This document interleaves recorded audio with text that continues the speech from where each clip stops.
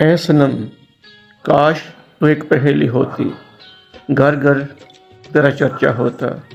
میں تجھے پڑھتا تو تیری ہی ذات میں گم ہو جاتا۔ میں تیرے ایک ایک لفظ کو نقش کر لیتا، ہر لمحہ تیری ہی سوچ میں ڈوبا رہتا۔ میں تجھے بار بار لکھتا اور ہزار بار سوچتا، میں تیری ہی ذات میں الجھ کر رہ جاتا۔ تو میری سوچوں پر حاوی ہو جاتی۔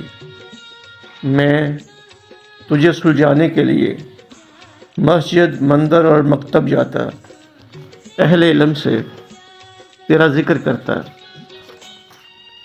قرآن اور حدیث سے رجوع کرتا، مگر خوشبو کی طرح میں تجھے سمیٹ نہ پاتا۔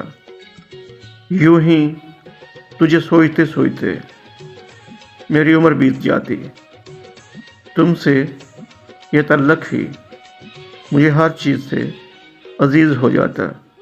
کاش تو ایک پہیلی ہوتی۔